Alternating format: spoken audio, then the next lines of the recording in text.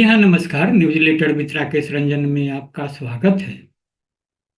यह नाला या झरना नहीं है। दिल्ली एयरपोर्ट के टर्मिनल एक का हाल है।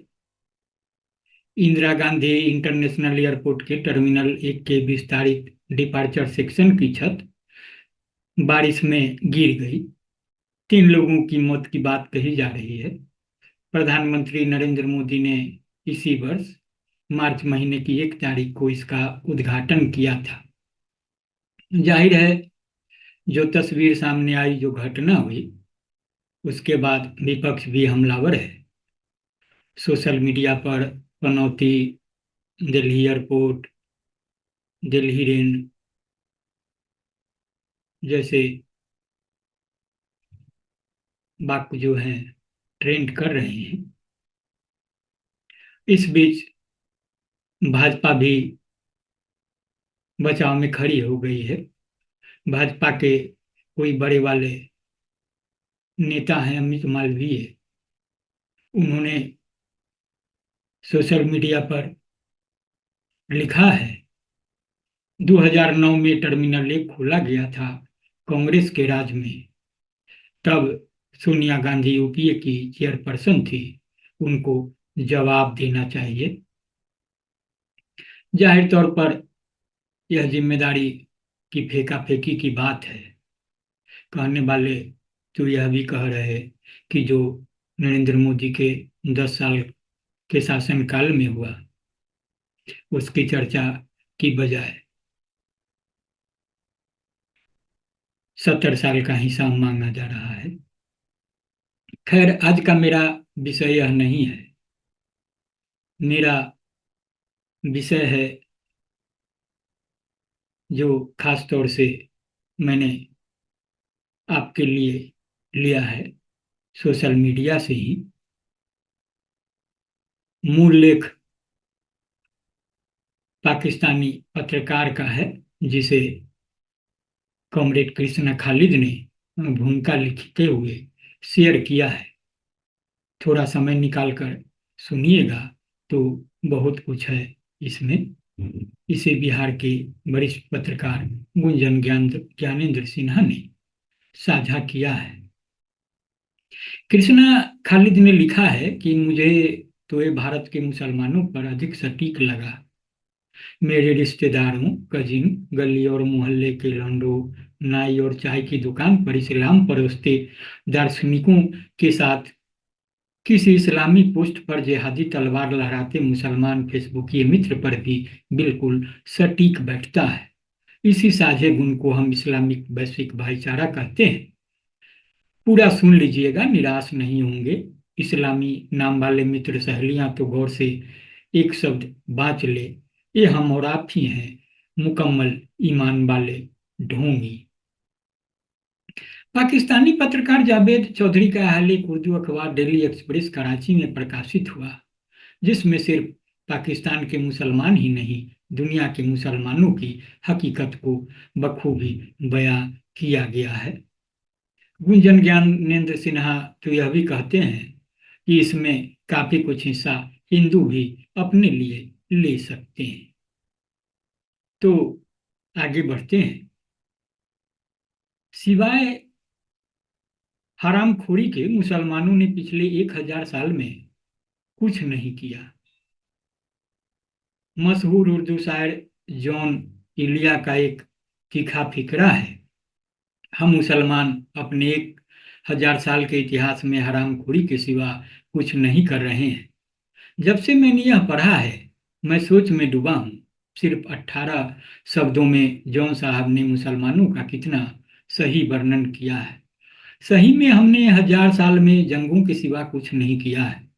आप भी 118 से 1000 साल पीछे जाइए, आपको महमूद गजनबी हिंदुस्तान पर हमला करते मिलेगा। आपको स्पेन में मुसलमानों के हाथे मुसलमानों का गला काटते दिखेगा। आपको तुर्की में लोग तलवारें तान के घूमते नजर आएंगे। आपको अरबस्तान में लाशें बिखरी मिलेंगी। शिया सुन्नी एक दूसरे का सर काटते नजर आएंगे। मुसलमान मुसलमान को जीतते हुए नजर आएगा, मुसलमान मुसलमानों की मस्जिदें जलाते दिखाई देंगे, और धार्मिक मुसलमान के हाथों दूसरे धार्मिक मुसलमानों के कटे हुए सरों के मीनार खड़े किए आपको दिखेंगे। आप साल 1018 से आगे आते जाइए, आपके दिमाग में एक एक चीज आती जाएंगी। आपको मुसलमान एक दूसरे के कत्ल के वक्त और बाद में हरामखोरी करते नजर आएंगे। हमने अपने 1400 सालों के इतिहास में दूसरों को इतना नहीं जीता जितना मुसलमानों को जीता, यानी कुचला है। आपको जानकर हैरानी होगी कि इस्लाम ने आज के इस्लामी दुनिया का 95% हिस्सा इस्लाम की शुरुआत के पहले 100 सालों में ही जीत लिया था। इसके बाद के 1350 साल मुसलमान इसी इलाके पर कब्जे के लिए एक दूसरे के साथ लड़ते रहे। हमारा 95% ज्ञान, धर्म और शास्त्रों का निर्माण का इतिहास पहले सिर्फ 350 सालों में सिमट गया। हमने इसके बाद के 1000 सालों में हरामखोरी के सिवा कुछ नहीं किया है। दुनिया भर का इस्लाम, नील कटर से लेकर कंघी तक, सब कुछ उन लोगों का बनाया हुआ इस्तेमाल कर रहा है जिन्हें हम दिन में 5 बार गालियां देते रहते हैं। कमाल देखिए, हम मस्जिदों में यहूदियों के बनाए हुए पंखे और एसी लगाकर ईसाइयों के बनाए हुए पाइपों से आने वाले पानी से वजू, यानी नवाज नवाज से पहले हाथ पैर धोना करके, काफिरों के बनाए हुए साउंड सिस्टम पर अजान देकर और इन्हीं की बनाई हुई नमाज की चटाई पर बैठकर इन्हीं सबके बर्बादी की दुआ करते हैं। हम दवाइयाँ भी यहूदियों की खाते हैं, बारूद भी काफिरों का इस्तेमाल करते हैं, और पूरी दुनिया पर इस्लाम के नियंत्रण और सत्ता का ख्वाब भी देखते हैं। आपको शायद यह भी जानकर हैरत होगी कि हम खुद को दुनिया की बेहतरीन कौम मानते हैं, लेकिन हमने पिछले 500 सालों में काफिरों के खिलाफ कोई बड़ी जंग नहीं जीती। हम 5 शतकों से सिर्फ मार और मार ही खा रहे हैं। पहले विश्व युद्ध के समय तक पूरा अरबस्तान एक देश था, लेकिन यूरोप ने 1918 में अरबस्तान को 12 देशों में बांट दिया और खुद को दुनिया की सबसे बहादुर कौम मानने वाली मुस्लिम कौम दिखते ही रह गई। ब्रिटेन ने अरबों की जमीन छीनकर इजराइल बना दिया, और हम रोने धोने यौम अल कुदस, इजराइल के निर्माण के विरोध का दिन, रमजान महीने का आखिरी शुक्रवार मनाने के सिवा कुछ नहीं कर रहे। हम अगर अच्छे लड़ाके थे और हमें 1400 साल का लड़ने का जबरदस्त अनुभव था, तो हम कम से कम लड़ाई में तो माहिर हो जाते, और दुनिया के हर हथियार पर मेड बाय मुस्लिम का सिक्का लग जाता। तो हम कहीं मार न खा रहे होते, और कम से कम आज Iraq, Libya, Afghanistan, Syria, Yemen दुनिया के स्वर्ग बने दिखते। आज इस्लामी दुनिया की बदकिस्मती यह है कि हम यूरोप की बंदूकें, टैंकों, तोपों, गोलों, गोलियों और लड़ाकू विमानों के सिवा हमारे पवित्र काबा की रक्षा तक नहीं कर सकते हैं। हमारी शिक्षा क्षेत्र का यह बुरा हाल है कि दुनिया की 100 बेहतरीन यूनिवर्सिटीज में एक भी इस्लामी दुनिया की यूनिवर्सिटी नहीं है। पूरे इस्लामी दुनिया में जितने रिसर्च पेपर निकलते हैं, उससे ज्यादा रिसर्च पेपर्स अकेले बोस्टन शहर में निकलते हैं। पूरी इस्लामी दुनिया के सत्ताधीश अपना इलाज करवाने के लिए यूरोप या अमेरिकी अस्पतालों में जाते हैं, या अपनी जिंदगी का आखिरी हिस्सा इन पश्चिमी देशों में गुजारना चाहते हैं। हमने पिछले 500 सालों में दुनिया को कोई नया दवा, नया हथियार, नया तत्व ज्ञान, कोई नई अच्छी किताब, कोई नया खेल, नया कानून नहीं दिया। हमने अगर इन 500 सालों में कोई नया अच्छा जूता भी बनाया होता तो भी बड़ी बात होती। हम 1000 सालों में साफ सुथरा शौचालय भी नहीं बना पाए। हम बेहतरीन मोजे और स्लीपर, या गर्मियों में ठंडे और सर्दियों में गर्म रखने वाले कपड़े भी नहीं बना पाए। अगर कुरान शरीफ को छापने के लिए हमने कागज, स्याही, प्रिंटिंग मशीन बना ली होती तो भी थोड़ी इज्जत बच जाती। हम तो काबा पर ओढ़ने के लिए कपड़ा भी इटली से बनाकर मंगवाते हैं। हम साउंड सिस्टम भी यहूदी कंपनी से खरीद के अपने धार्मिक ठिकानों पर लगा देते हैं। हमारी तस्वीरें और मालाएं भी चीन से बनकर आती हैं। हमारे कफन जर्मन मशीनों में तैयार होते हैं।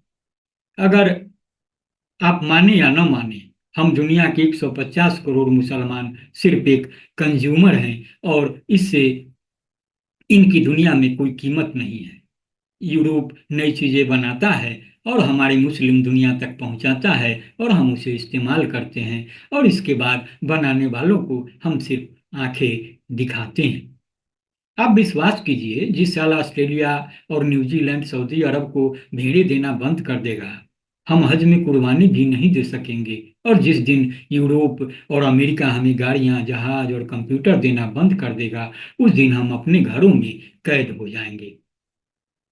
आप उन नौजवानों के ताने सुन लीजिए जो मैट्रिक की परीक्षा पास नहीं कर पाए, जिनको पेज तक कसना नहीं आता, और जिनके घर के बड़े लोग अगर पैसा न कमाए तो इनको घर के चूल्हे नहीं जल पाएंगे। आप इनके दावे सुन लीजिए, ये लोग पूरी दुनिया में इस्लाम का झंडा फहरा लहराना चाहते हैं। आप अपने मौलवी का लंबा भाषण सुन लीजिए, जो खुद के माइक पर टूटा हुआ तार भी ठीक नहीं कर सकता। ये अपने अल्लाह के रसूल की बातें भी मार्क जुबेरबर्ग के फेसबुक के जरिए ही अपने लोगों तक पहुंचाते हैं। ये लोग आज तक इब्न तिमिया, इब्न कासिर, इमाम गजाली और मौलाना रूमी से आगे नहीं बढ़ सके। पूरे वैश्विक इस्लाम में ऐसा एक भी व्यक्ति नहीं है जो इब्न अरबी को समझाने का दावा कर सकेगा। इब्न हिशाम और इब्न इसाक भी हमारे पास ऑक्सफोर्ड प्रिंटिंग प्रेस के जरिए पहुंचता है, और इब्न रशीद भी हम यूरोप के स्कॉलर्स ने समझाया था। लेकिन आप उलेमाओं के भाषण सुनिए, आपको पता चलेगा कि सब कुछ इन्होंने ही किया है। ये जिस दिन आदेश देंगे सूरज नहीं उगेगा, जिस दिन आदेश जारी करेंगे जमीन पर अनाज नहीं उगेगा। हमने आखिर आज तक क्या किया है? हम मुस्लिम किस आधार पर खुद को दुनिया की सर्वश्रेष्ठ जाति समझते हैं? मुझे आज तक इस सवाल का जवाब नहीं मिल सका। अगर हम दिल पर पत्थर रखकर इस हकीकत को मान ले तो हमें पता चलेगा कि हमारी हरामखोरी हमारी जीन्स का हिस्सा बन चुकी हैं। आप अपने आसपास नजर डालिए, आपको अपने देश के हर परिवार में कोई न कोई एक व्यक्ति काम करता दिखाई देगा। वह पूरे परिवार की आवश्यकताएं पूरी करता होगा।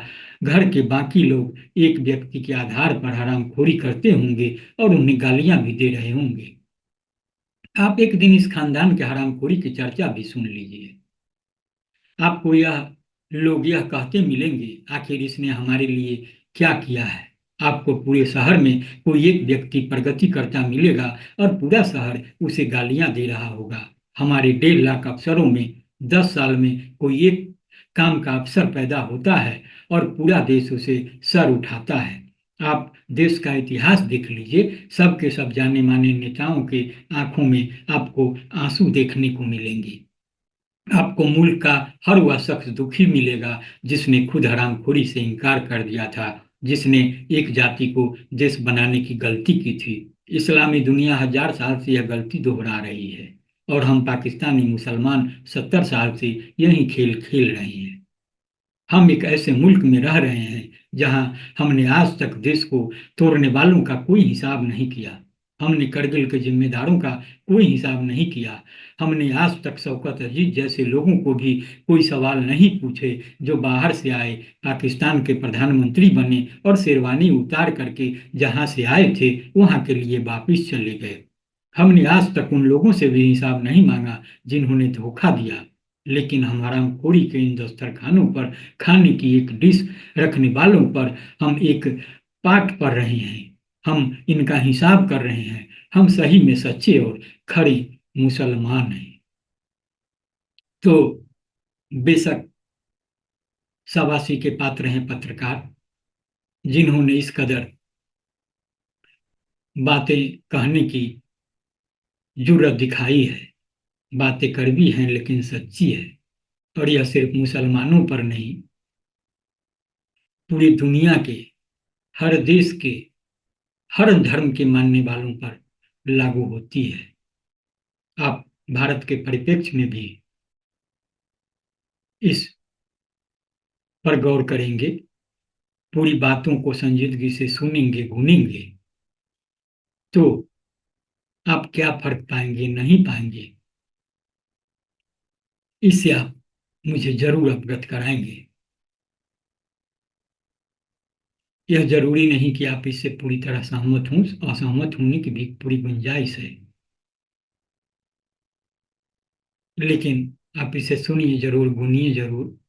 मैं आपको स्पष्ट कर दूं कि मेरा इरादा किसी धर्म विशेष, देश विशेष के बासिंदों को ठेस पहुंचाना नहीं है, बस इस कर्ब हकीकत से अवगत कराना है। तो आप इसे लाइक भी करेंगे, शेयर भी करेंगे। और मेरा एक आग्रह है कि अब तक आपने अगर न्यूज लेटर मित्रा केस रंजन को सब्सक्राइब नहीं किया है तो सब्सक्राइब भी करेंगे। नमस्कार।